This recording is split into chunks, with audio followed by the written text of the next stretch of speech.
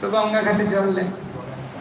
তো নিমাই কে যখন ওই না দিয়ে নিমাই কি করে মনে মনে প্রার্থনা করে, তো সন্দেশ দিয়ে নিমাই খেয়ে নেয়।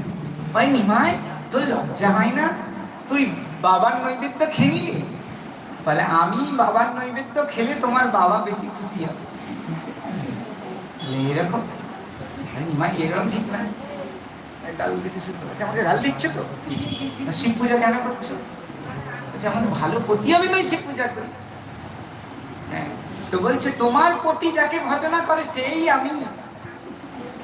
আর যদি তোমরা তোমাদের নৈবেদ্য আমাকে দাও তো ভালো, তাহলে আমি তোমাদের আশীর্বাদ দেবো। কি বর দিবি নিমাই? ব্রাহ্মণের ছেলে যদি ফলে যায়, তাহলে আমি বর দেব তোমরা শতপুত্রের জননী হবে, সৌভাগ্যবতী হবে। আর যদি আমার না দিই, আমরা না দিই কি করবি? তো অভিশাপ দেব। কি অভিশাপ?